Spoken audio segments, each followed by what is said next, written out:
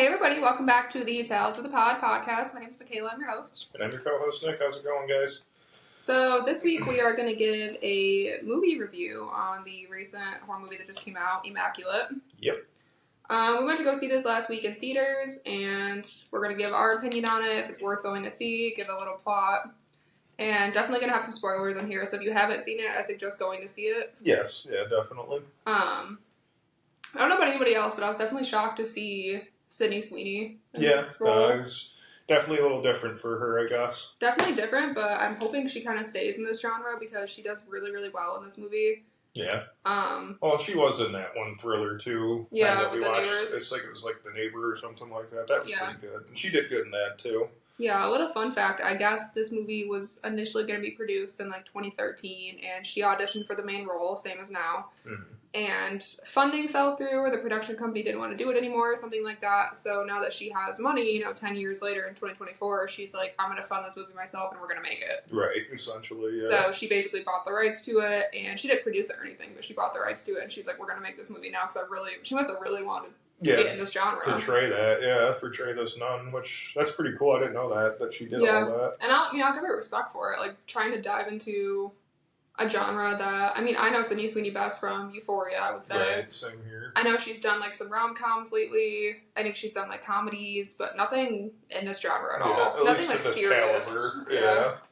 Nothing this serious. Right. And I was a little annoyed initially, too, to see another religious nun movie, like, scary movie, because they get kind of old after a while. I feel like it's just the same story, Yeah, no, I agree with you. This one was kind of different, though. Just, I don't know, watching the trailer for it, I'm like, okay, this is a little, like, that idea is definitely different, Yeah, it's not, like, just reliant on, jump scares or exorcisms. Yes, none of that stuff. Some religious kind of trying to scare people religiously. Like, it's a different movie for sure. Uh-huh.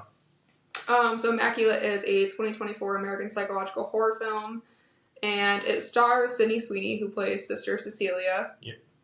And the movie starts, and it's this Roman Catholic convent in Italy, and it starts with Sister Mary, who she's, like, frantically going into, like, I would say headmaster would be, like, the head nun. Yeah, they're the Mother Superior. Mother Superior. Yeah. She's, like, in her bedroom, like, ruffling through her drawer, and you can tell she's in a hurry, and she's trying to get keys out, right? Yep. So she pulls out this whole thing of keys, and she runs outside, and she's trying to unlock the gates to this place so she could leave. Yeah. And as she's trying to find the right key, there's just, like, this gang of, like, five or so nuns. 5 of them, yeah. And they're just, like, slowly walking towards her, and she could tell she's, like, panicking, like, she's scared of these people. Oh, yeah, she's freaking out. Yeah. And then she ends up, like, climbing through the gate, right?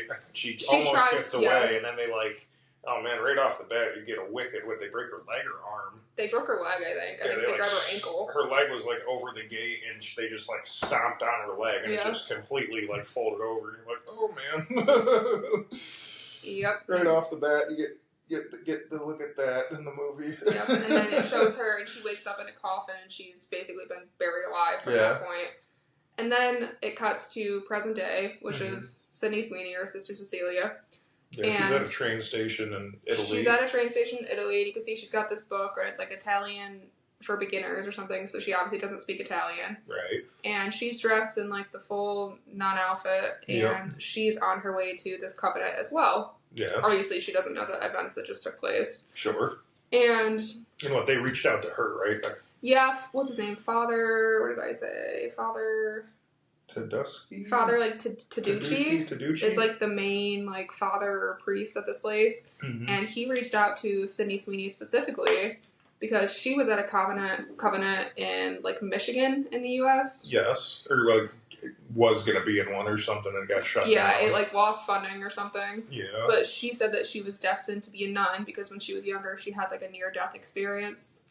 She was playing on ice, and the ice broke through. Right. And I think she had, like, CPR done on her. She was dead for like 7 minutes or something, she said. Yeah, like clinically dead for 7 minutes. Yep, and then she said, I knew God brought me back for a reason, basically. Mm-hmm. And this man found her and sent her a message and was like, I want you to be part of my covenant. Yeah. And this is basically, like I said, it's a Roman Catholic covenant, and it's filled with nuns, and they care for older, dying nuns. Yeah, it's kind of like a nursing home in a way. So, Sydney Sweeney gets there, and she does the whole I'm not sure what it's called. She does the whole, like, ceremony to become a nun. Yeah, when she gets there first, too, she's, like, greeted. They show her around, kind of, like, what her tasks are going to be and everything. Right. And, you know, like, folding laundry, preparing food, watching after, like, the elderly, you know, nuns with, like, dementia or the ones that are bedridden and everything. And, she makes a friend, her roommate, I forget her name. Sister Gwen. They become kind of friends. And which I love, Sister Gwen. Another nun there that's kind of a bitch to her. Yes, she runs into Sister Isabella, who's like the mean girl of the whole place. And she's kind of showing her around, too. I think she's like higher up. She's been there for a while. Yeah, she is, I think, a nun now. Because Sydney Sweeney is not a nun at this point. No. That's later on. She becomes a nun at that ceremony that we're talking about. So, yeah, so she goes on to basically take her vows. Mm-hmm. And they do this whole ceremony. Her, like, Sister Gwen, who's her roommate, and then a couple other nuns are basically, like, inducted into this covenant to become nuns. Yes. And then it shows them, you know, starting to get used to their roles or whatever. And then there's a little bit of a dynamic. Like, Sister Isabella is a mean girl. She doesn't really like her from the start. Doesn't like her or Sister Gwen. Yeah. But her and Sister Gwen are kind of like besties. Yep, they kind of hang out. And what is it, after the christening? They have like a party after the christening. Yeah.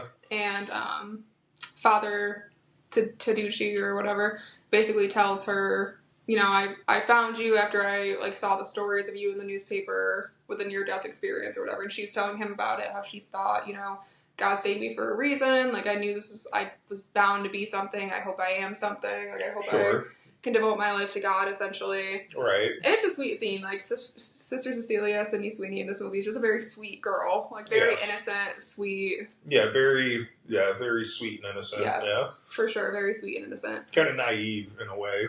Yeah, I would say naive. And then it's odd, too, because there's this one nun there, and I don't think they ever mentioned her name, I'm not sure, but she has, like, dementia. Yes. And she's creepy. She's kind of, like, running around, like, at one point she, like, cuts a lock of Sydney Sweeney's hair. Yeah. She's always, like, outside, wandering around at night, and, like, Sister Isabel tells her, oh, you just have to put her back to her bed, just tuck her back in at night. Yeah. But it never really elaborates on it, but it makes me wonder, you know, what happened to her? What did they do to her to make her like that? She's just, she really wasn't that old either. She was probably like maybe 60s, maybe 70s. Not very old at all. But yeah, then at the party, she goes downstairs. She goes downstairs. In the basement of the place, right? Yeah, there's like this chapel or something down there, and there's this nun, and she's not in like typical nun attire.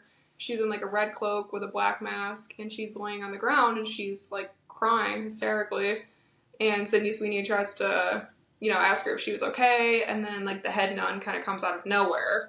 Yeah. And basically, I want to say just distracts Sydney Sweeney from what she just saw. She's like, oh, well, don't look at that, look at this. Yeah. And then she goes on to show her... Yeah, she kind of does, like, distract her. She's like, well, hang on, I got to show you this first, though. It's kind of weird. You're like, why is she on the floor crying? Yeah, literally. Sister Cecilia, she's like, well, why was she just down there? Is she okay? Like, why is she dressed like that? Why? Yeah, and I think she even says, she's like, oh, faith does, like, amazing things to some people. Yeah. Like, it's just, like, overwhelming sense of faith, and she's just, like, sobbing hysterically. But it's still sketch. Like, you're not fully comforted by that answer. Yeah, it's very odd, the answer she gives. And then she goes on to show her that there's, like, this shrine with a holy nail in it. Mm-hmm. And she basically goes on to tell her that this holy nail supposedly was one of the nails that nailed Jesus to the cross. Yeah.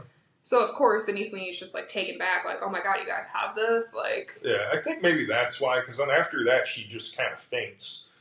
You know, I think maybe she was just so, like, overtaken by that, like, oh, that's the nail, and, like, she ends up passing out, and she wakes up, and, you know, it's the next day, and she's in bed.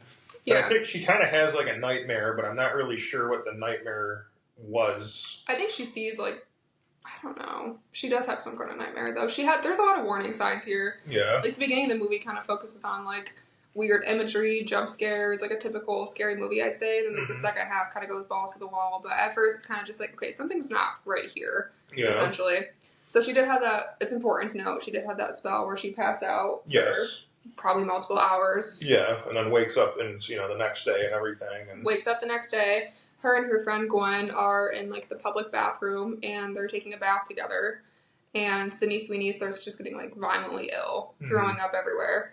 And so they send her to the infirmary, and the doctor, runs a bunch of tests or whatever, and then they start asking her all these really intrusive questions. They're like, have you ever had relationships with a man? Did you stay faithful to your vows? Ask the doctor, which this is so cringy. Asked the doctor if her hymen was intact when she first got there because they did like a full medical exam on her. Which is kind of weird. I don't know if that's a thing they do. Like, I don't think it is. It's so cringy. But it's super weird because it's like, why does it matter if, now I'm giving myself to God, Yeah. If I was not a virgin, now I want to become a newborn virgin like or whatever. Assault, I feel like. Yeah, that's super. I don't get why they have to do that. That's super weird. I don't know if that's a real thing or if it's just theatrics, but. Yeah, I don't know if it's just to maybe further prove the point.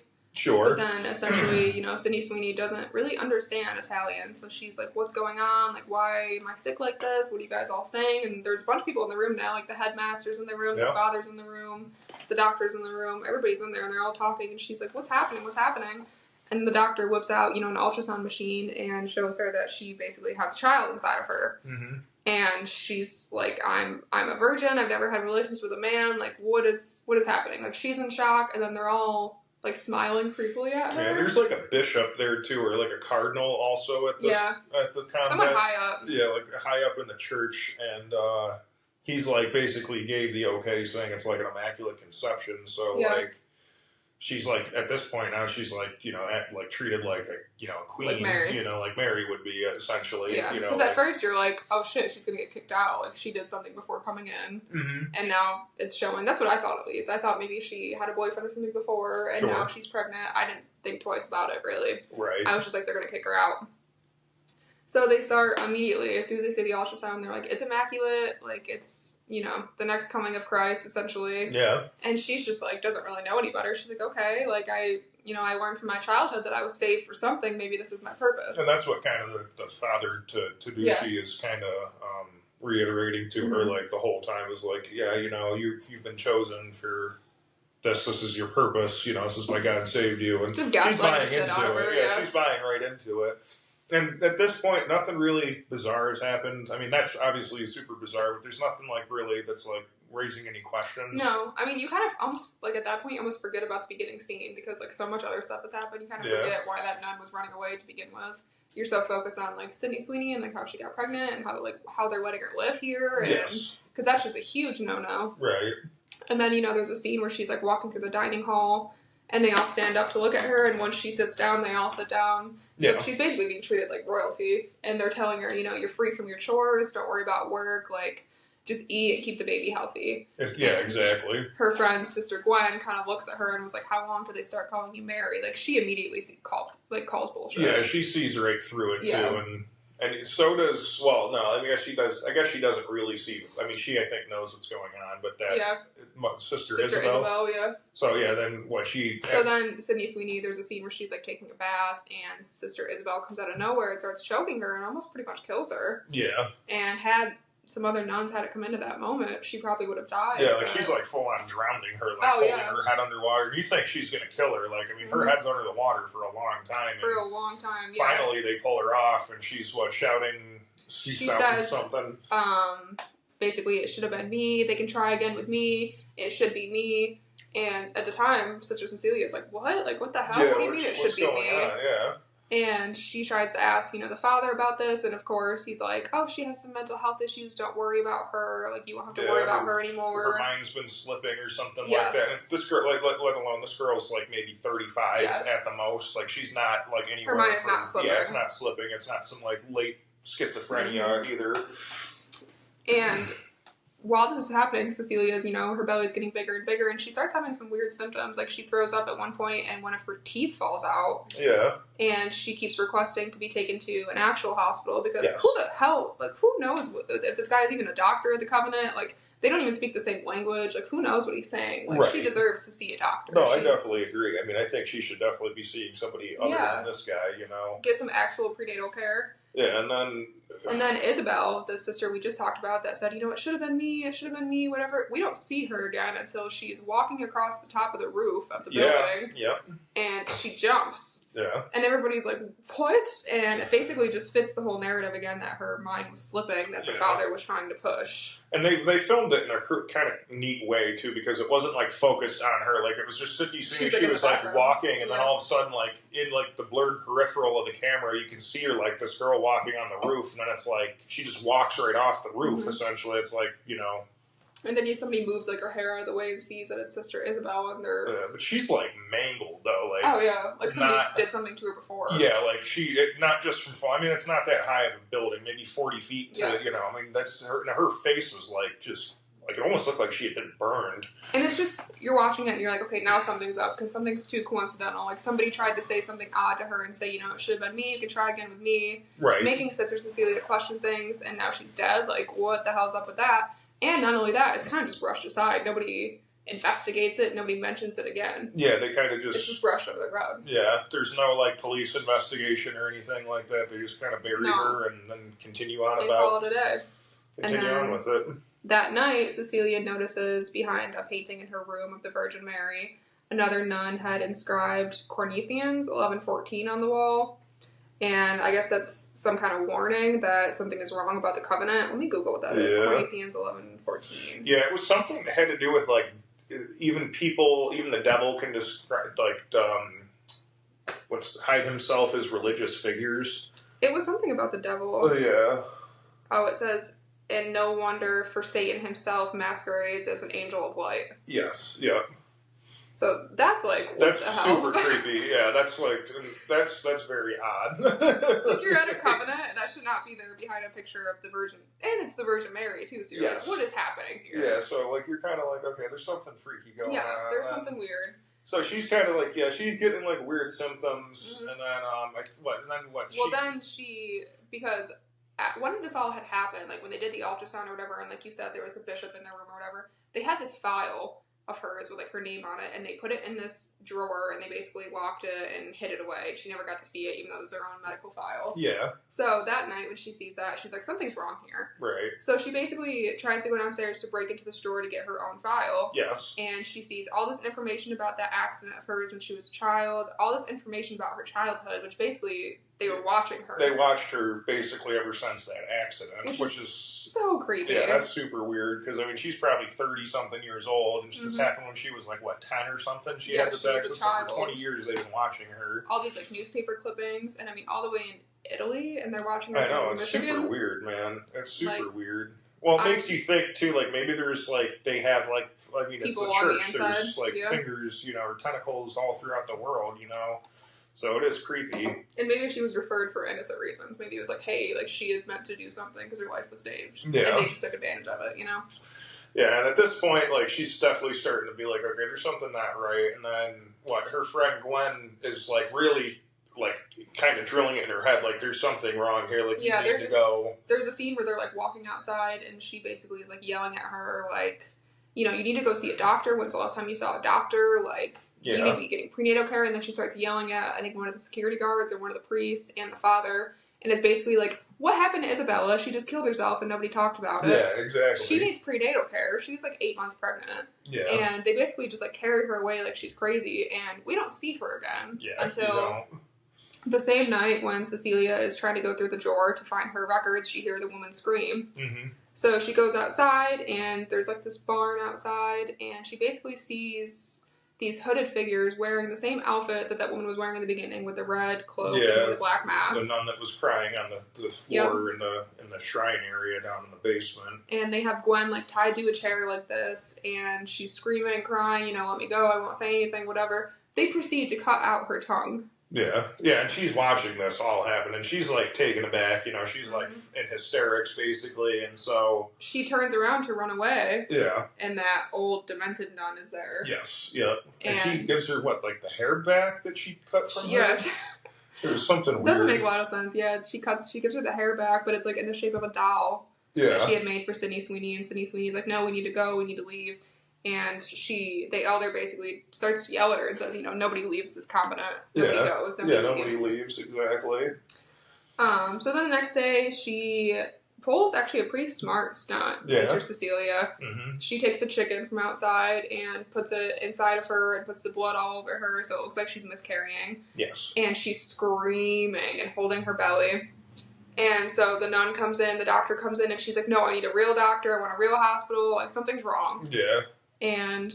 yeah, and even the Mother Superior, she's, like, on board with her, because, like, the whole time she was like, no, you're fine here, he's a great doctor. She's like, and the father's like, no, we can't. And then we can't leave, we can't leave, and she's like, no, you have to take her to a hospital. Yep. Like, she's gonna die, So, they reluctantly agree to take her to a hospital, they put her in the car. She's still keeping the act up, she's screaming, holding her belly.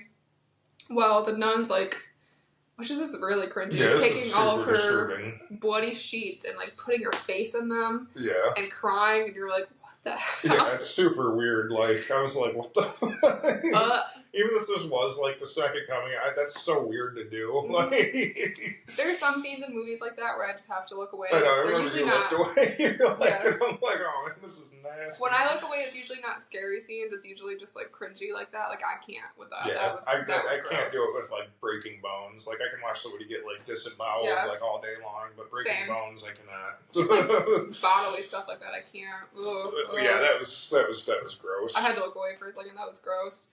And then she, looks under the bed and sees the dead chicken, and she puts two and two together. She's like, oh, that bitch, basically. That bitch. So she calls the priest and tells him, and Sydney Sweeney's kind of looking at him, he's looking at her, and she's like, all right, like, the act is up. Yeah. She tries to make a run for it, but it's 2 against 1, it's the father and the driver, and they chase her down. She's like 8-9 months pregnant, she can't run that fast. Run that far. She is, like, right up there. She's about 8 months now. I think it says, like, it kind of breaks it up in the movie, too, like, trimester by trimester, essentially, too. I think so, yeah. But yeah, and then they get her back to the convent, they take her into the basement, and there's, like, this laboratory down here, and this is when you find out what's actually happening. Right. So this is, like, the whole... what's going on with Sydney in the whole movie, or Sister Cecilia.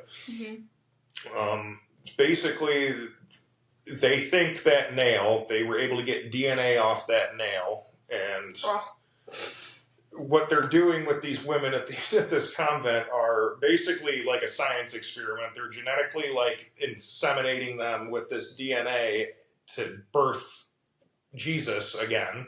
Like the second coming, yeah. Yeah, this DNA... I mean, there's no proof that it's Jesus. This could be There's no proof that it's Jesus. Who knows what DNA is? Like, it could be some random guy, or it could be, like a monkey or something like that. You don't know what it is. It could be, you're right. Because it's pretty close. I mean, like, unless you're an animal. Unless you're a true, like, and then this is the priest doing this, the whole thing, too. He's got, like, it must be a PhD in, like, bioengineering or something like that. And he does, like, mention in the beginning that he used to be a scientist or something. Yes. He, like, subtly, like, slips that in. So. He does, yeah. And I do remember that now. He does, like, very subtle. I had more questions than I had answers to, essentially, is what he says. But it's so, you don't even know, like, the chromosomes have to be, like, so much has to go right for a kid to be, like, a person to be born. You just can't take random shit from a knife and be like, let's put this inside you and see what happens. Yeah, with I'm assuming it's his semen that he's using, because it's got to be, you can't just throw the DNA in there, so he's doing that, and... I guess. And then he tells her, like, there's all these pickled jars of, like, these deformed, like, fetuses, and it's like, these are all like, attempts. Yeah, failed attempts, and there's, like, hundreds of them. And it's like, holy crap. So they've been doing this for a long time, and, like, the church is on board with it. That's the scary part. Like, the church is actually, like, funding this whole thing. So it's not like it's just some crazy priest. It's like, no, this goes all the way back to the Vatican, to the Pope, saying, I give the okay on this. Which is a crazy idea for a movie. And they're so happy because after all these failed attempts, Sydney Sweeney is the one that works. Yeah, hers is the one that works. That has gone the farthest. Yeah, the pregnancy takes, everything looks healthy. Like, they're doing the ultrasounds and everything, and they don't ever let her see the ultrasound, which is also sketch. Yeah, and it's hers takes, so you see why they're, like, worshiping her so much and why they're so excited and why the nun was so devastated when she thought she miscarried. Yes, and so that essentially, he tells her, this is what we're doing to you, and so at this point she's like, we're not letting you, like, and this is when I think they chain her to the bed. Yeah, and she starts to say something back to him too, like, you're crazy or something, and then the other guy takes a fire poker and basically brands 2 crosses on the bottom of her feet and the soles of her feet. And you do see that she was, like, looking around at night one night, I remember, with a lantern, and she was in, like, with the the psych, the demented nuns and everything like that. And there was a couple of those. They had crosses on their feet. Yeah, burned crosses. So those must have been, like, attempts, too. That's what I was thinking. Like, the other nurses that had crosses on their feet, they were, like, the failed attempts that tried to run away as well. And that's obviously the nun in the beginning was probably trying to run away, too. And she was, punished for it as well. Sure. And I think that was a thing they used to, like, keep you from running away. It was branding your feet because you're not going to be able to stand on them. So she's basically, like, bedbound. I mean, she's super pregnant anyway, so really she's not running anywhere. And she's with the Mother Superior, and she tries to make another attempt to escape. And this part's so badass. She takes a crucifix and beats the Mother Superior to death. Yeah, that was pretty badass. And she brutally, brutally kills her. And of course, poetic justice, the timing is just perfect. Her water breaks at that moment. Sure, yeah. And so she's, like, trying to run through the house, and she's holding her belly, and she's working through contractions, which, honestly, what a boss. Like, what a queen. The whole time, you're like, oh, man, that's going to be so painful, too. Like, her running around like that. And then, she makes it down to the lab downstairs, and the father is inside of it, and she... I think she like, locks him inside of it, and she lights the place on fire. Yeah, she was, like, getting ready to burn everything, and he shows up in there and is like, trying to stop her. Yeah, he, like, tries to, like, kill, I don't know, like, he doesn't try to kill her, but he's, like, trying to subdue her, and then she, like, ends up trapping him in there and then lighting it on fire. Well, it's an interesting dynamic, because it's like they can't kill her. Yeah, they really can't. They can't kill her. So it's like we have to hold her down as much as we can without injuring her at all, or, like, our prized possession that we have inside of her. Exactly. So it is kind of odd that it's, like, being done like that. It's like the opposite of every other... exactly. Every other horror movie. It's super weird. Because usually there's, like, at the end of every horror movie, there's a big fight out, everybody's fighting it out. Yeah. But with her, they can't really touch her. Yeah, they can't really do anything to her, Which I think is probably the smartest thing to do. Like, that's what I would do, too. I'd be like, alright, I'm gonna go burn your whole science lab, burn any chance of you ever doing this again, any evidence you have, anything you have to help you do this again, like, I'm gonna burn it to the ground, Yeah, exactly. And she does, the whole place, like, basically, at least the lab burns, Yeah. But then the priest he survives the fire, and you hear a fire extinguisher going off, so he's, like, putting out the fire, and she's in labor, like, basically right out front of this door, and then the door gets kicked down. Yeah, I wish I was he's, so like, charred and burned, like, really bad. That. I know, that was kind of like... I was like, that's kind of... I don't know. But, what, they chased each other. He starts chasing her through the catacombs underneath the church. And while she's down there in the catacombs, she finds her friend Gwen, her mutilated corpse while she's down there. Yeah. And, that must be where they hide the bodies or something. She tries now to, like, scream and cry when she sees us. She's trying to hide, and he's, like, chasing after her. It kind of reminds me of, like, Jack in The Shining, the way because he's, like, walking with, like, a limp, and he's just like, where are you, Sister Cecilia? Like, where are you? It was very, like, Shining like that. Yeah. And, they have, like, this kind of, like, long pursuit. And then they have, like, a struggle that they ensue, and he basically, this part's cringy too, he takes, like, a knife, and he's on top of her, and tries to cut her belly open, basically, to give her a C-section, take the kid out of it. Yeah. And this is such badass too, but she takes the holy nail, she's been carrying it with her, and she stabs him in the neck with it. Yeah. And there's, like... That's poetic justice right there. Like, here's your goddamn nail. And just stab him with it. She crawls a little bit further through the catacombs while still in labor, mind you. Like, this whole time, she's in labor. Probably that whole scene of, like, her killing the Mother Superior and getting down there. It's probably a good, like, 15 minutes. Yeah. And she's in labor that whole time, Like, her water broke. She's walking around with contractions, trying to fight off these people who just won't leave her. Yeah, she kills the bishop or the cardinal, too. Remember, he was, like, watching the girls do, like, their nun thing in the church, and he went up with the rosary beads. And oh, yeah. She choked him out with the rosary beads, which also, like, poetic justice. If you want to put this inside me, you want to do this to me, like, done. Yeah, in the name of God, right? Right. And, so she finds the exit of the catacombs. There's, like, a bright light, and you think, okay, she's getting out. And then, for, like, a brief, maybe minute, you forget that she's pregnant and in labor, and you're happy that she's out. Yeah, you're finally like, oh, she's escaped. Like, she's outside the walls of the, the and convent. She's on, like, this, like, beautiful scenery in Italy. She's on, like, this hill or something. And then she starts to scream, and you're like, oh shit, yeah, she's in labor. Yeah. And her, like, the acting at this point is just top tier. Oh, I think she should win a freaking Grammy or Emmy or whatever they're called. People in scary movies never win awards usually. I think like the last scary movie to win an award was like Silence of the Lambs, which well deserved, but a lot of people should have won them besides that. And this is one moment where Sydney Sweeney deserves it. I mean, you don't see anything besides this woman's face, and you're convinced she's in labor. You're fully convinced. You're not seeing anything else, and she's like, screaming. Oh, I know, and it's like for a good few minutes. Yeah, it's kind of like, holy crap, man! Like she's really putting on the. And it's all in one scene. Like there's no takes. Yeah, like, you can tell it's all in one scene. Right, exactly. There's no like different like switching of the camera or anything like that. The camera's just on. I gotta give it to her like that. Like watching that, I'm like, holy crap, man! She can really act. Like that was like how I picture a woman like in labor screaming, you know. And I mean, she's never had kids before, and she still like executes it perfectly. Yeah, I would. I mean, you would never know any different. Holy crap! I was like, Jesus. And then you kind of hear. Well, you hear the squat and the, you know, you they hear come out. like the baby or whatever the hell it was, like falls to the floor, and she stops crying, but the baby starts crying. But it's not even like crying though. Yeah, it's like making weird like. It's like gurgling almost. It's like struggling to be alive. Yeah, which understandable. Right. Like, what the hell is that? Probably was never supposed to be birthed. 100%. And you can tell by this whole scene, it's just her face. Like, it doesn't ever show the baby. Mm-mm. And you can tell on her face that she's just obviously horrified by what she sees. Yeah.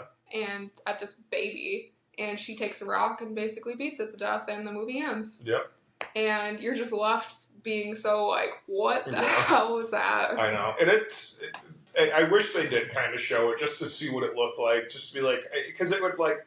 Because he says he used DNA, so it's like, well, what was the DNA from then? Was it like a primate? Was it, you know, something that resembled our DNA close enough? You know, obviously it had to have been like to carry in a womb like that, you know? Well, my thing on it is this whole movie is very like Rosemary Baby-esque. Yes, and definitely. In that movie, they never showed the baby either, and I think it's a smart thing to do because... First of all, it gives her the opportunity to really show her acting because you can tell by her face and how horrified she is. You can just picture it in your mind, and I think that's almost enough. Yeah. That you picture it in your mind. Also, I think no matter what you make the kid look like, someone's going to complain.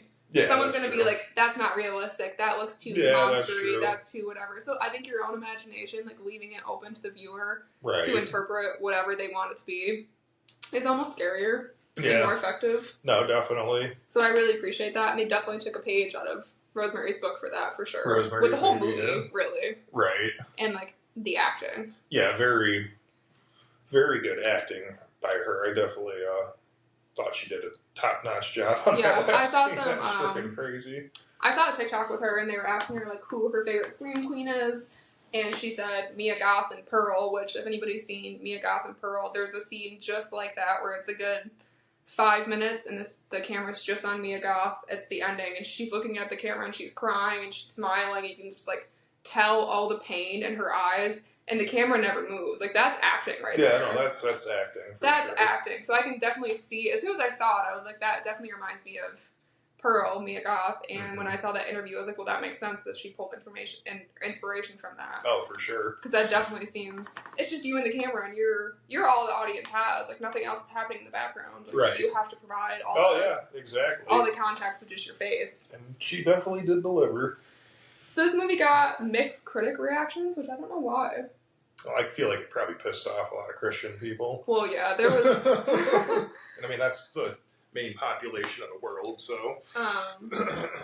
and then I did see, which I didn't even think about this, but I Sorry. Like, some of the themes of this movie are, like, forced birth by, like, a religious institution, so... I didn't even think about that watching that, but now I'm seeing it, and I'm like, I guess, yeah, that's a theme, essentially. They're making her give birth to this thing that she doesn't want to. Yeah, and that's just a theme for, abortion and everything like that. Yeah, I was going to say, it's like these forced, carry-to-term pregnancies that, that stupid Republicans are making people do. Even the director said, I think it's a necessary conversation, and if a film can inspire that conversation, then we've done our job. But I also want to be really clear. I want the conversation to be started by the audience. I don't want them to look at us and go, look at those social justice warriors. Mm-hmm. So he basically wants people to see it and be like, maybe we shouldn't force women to give birth. Yeah, seriously. Which is 100% fair. No, that's a great way to message it, And the themes of genetic modification, too, and the debates surrounding childbirth and abortion. Mm-hmm. I guess the director said that he tells a story that he and his family actually stopped attending church after hearing a pro-life sermon. Oh, really? Yeah. Oh, yeah, that'd do it, yeah. Yeah. And this movie will attest to it, for sure. It's got a 6.7 out of 10 on Rotten Tomatoes. A lot of the critics say that they didn't like the concept of the movie, but it was saved by Sydney Sweeney's performance. Okay. Which, if you don't like the concept of the movie, that's fine, but I also agree, I think you should respect the actress, because she did a hell of a job, so if you don't like it... I thought it was a good idea for a movie. I mean, I thought that genius. Concept was, like, super different than any kind of other nun movie I've seen. Unique. I'm so tired of the typical nun movies, like the exorcism, like movies, like all that stuff. I'm so tired of it. It's been done so many times. And when I saw this, I'm like, it's going to be the same, and it was so different. Right, exactly. It was super different. I was like, it's interesting because it's not like horror, like gory or anything like that, or even supernatural. Yeah, it's not even supernatural either. It's just more kind of like a real horror that could happen, you know? Yeah, 100%. Yeah, who knows what happens? Like, yeah, like you could definitely see some crazy crap going on like that, you know? And then one of my favorite quotes from this movie from Sister Gwen, which I love her. I love her in this movie. Sister Cecilia asked her, you know, do you believe in God? Which is kind of like an ironic question because they're literally in a covenant, like real nuns. But she says, do you believe in God? And she responds, of course I do. Life is so cruel, only a man could be responsible. And honestly, slay. I love that. I'm like, that's the best part to add to this movie. I know, I remember too, and when she was like yelling out about like questioning everything in front of the father and everything, and she's like, get your hands off me. I know when a man's lying to me. I was like, that's perfect. Honestly, she's one of the best parts of the movie. I love that. It's such... Yeah, it's a good movie. Such a queen. I really enjoyed it. It was a great movie. Yeah, I got an average score of C on an A to F scale, 52% I'd give it a B, score. Man. I thought it was good. I give it a B or an A minus. I'd give it a B plus probably. Yeah, people are saying that this and The First Omen have been dubbed as twin films, which we haven't seen The First Omen yet. We might go today. So we'll probably do a review on that too, right? Yeah, and like it's the idea of like female bodily autonomy, systemic control of women's bodies. I don't know, we haven't seen that movie yet, so maybe they force her to give birth or something. We're actually going tonight to see that. So we'll probably do an interview or a thing on that. It says thematic influences from Dario Argento, Mario Bava, Lucio Fulci, and Roman Polanski. I was right with Rosemary's Baby. Wait, with this movie? Yeah. Yeah, I definitely got Argento vibes and definitely some Fulci vibes too. Definitely Roman Polanski. Well, Rosemary's Baby, like at the definitely end. Rosemary's Baby. Well, the whole movie's about like that, you know, kind of miracle pregnancy. And just being gaslighted into thinking your pregnancy is normal when you know it's not. When you know something's wrong. I think that happens to a lot of women. I mean, I haven't had kids, but I can imagine being like, no, something's wrong, and everyone around you is like, no, you're fine. You're carrying something so beautiful, and blah, blah, blah. It's like, no, I'm telling you, it's wrong. Right. Yeah, I think Fulci did a nun movie too about, it was called Demonia, and it was about nuns, but it was a little more, you know. Yeah. Fulci. But yeah, I definitely got the Argento vibes. I guess just being in Italy too, because that's like they're the king directors over there in Italy, and now Bava as well. Yeah, but I definitely recommend going to see it if anybody hasn't seen it. Theater experience in this movie is pretty good because you get to see her on widescreen doing this really good acting scene. Yeah. So I definitely recommend. And yeah, what would you give it out of scale 1 to 10? I'd actually give it probably like an 8 out of 10. I thought it was a really good concept for a movie. Yeah.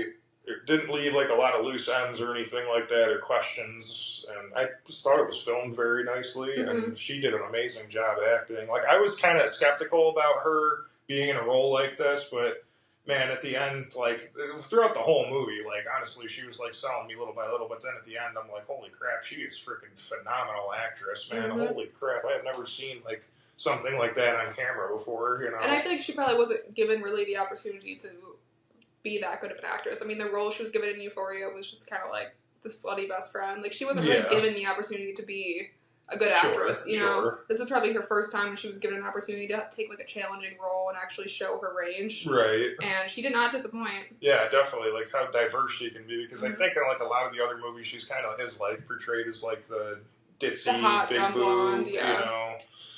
Which, they did an interview with her and it was funny, and she was like, I always get called like the dumb blonde or something like that, and she's like, and that's not true. I'm actually naturally brunette. So she like knows the stigma around her, and she owns it. But for sure, I hope she stays in this genre because I think she could be a scream queen. I know, I definitely think so too. I'd like to see another like horror movie. I think she'd be good in like a slasher movie. I think she kind of would be good in that too. I don't know. That was cool. I wouldn't.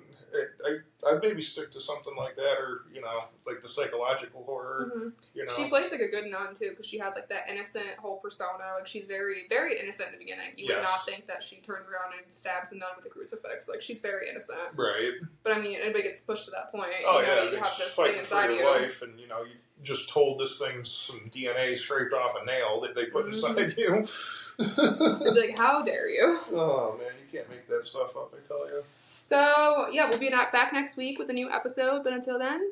Stay spooky, guys. Stay spooky, guys. See, that wasn't bad.